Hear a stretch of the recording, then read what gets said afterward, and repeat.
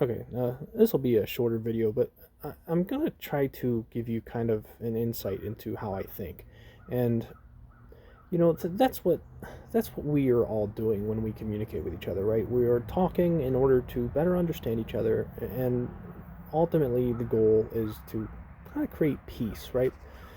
We're trying to find harmony, and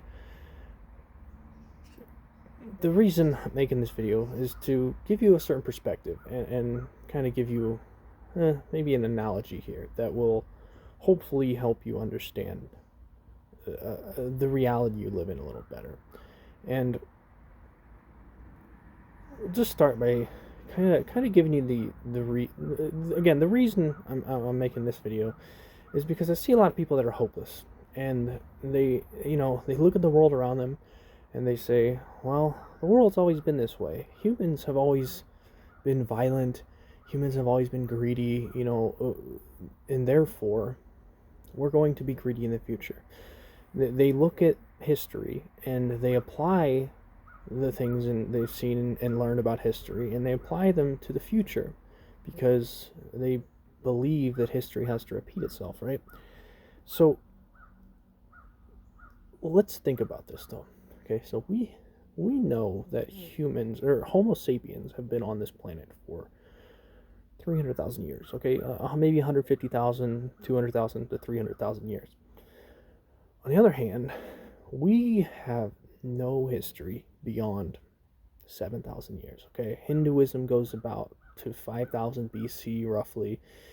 Before that, we have no history on what our species was doing on this planet.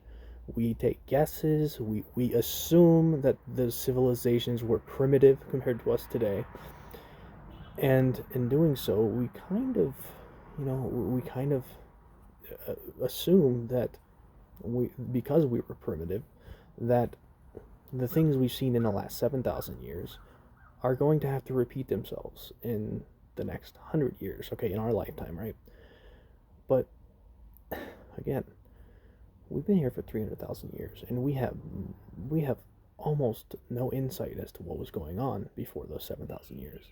So if you use the history, the history of the past 7,000 years to predict the future and to basically write off our violence and our greed and our unfavorable behaviors as inevitable, what you're doing is you are reading 7 pages of a damaged book out of 300. You're reading 7 out of 300 pages of a damaged book, and you are saying that you know what's in that entire book.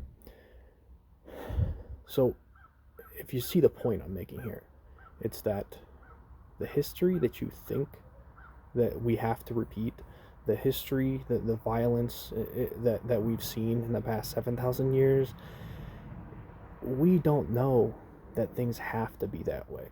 We have just been indoctrinated to believe that because I don't know, that's just how it ended up happening, right? That's just how you were educated, right? And again, the point is that if you only read 7 pages of a 300-page book, you have no idea what's in that book.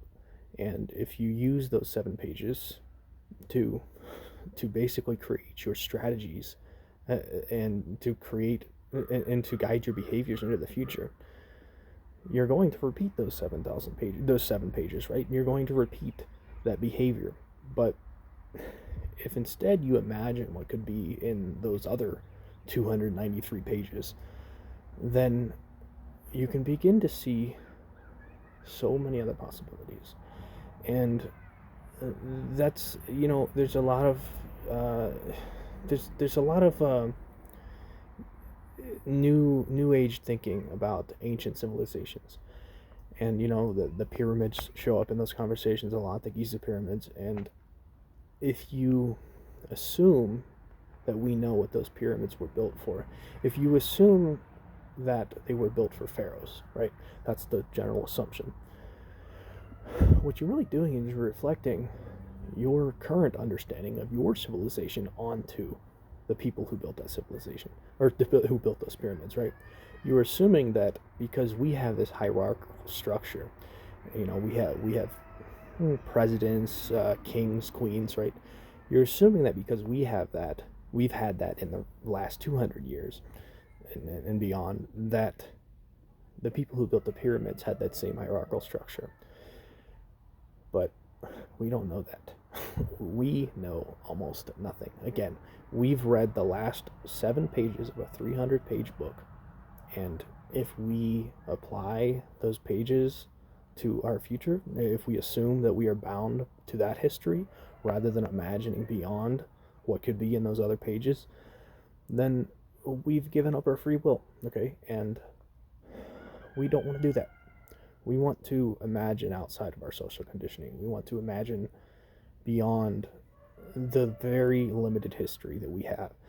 And if we do that, we can do anything. Okay? I mean, we can do anything. You have to question what you've been told. And if you don't, then you're going to repeat the things you've been told. You're going to repeat the behaviors that you've seen, and you're ultimately not going to create anything original. So again, just understand that analogy I made. Humans have been here for 300,000 years, and we have only 7,000 years of history to work off of. And if you assume that those other 293,000 years mimic the last 7,000, you're being a fool. You really are. And here's the thing, like a car will rust into nothing in 200 years time. What do you think could disappear in 100,000? Thanks for watching.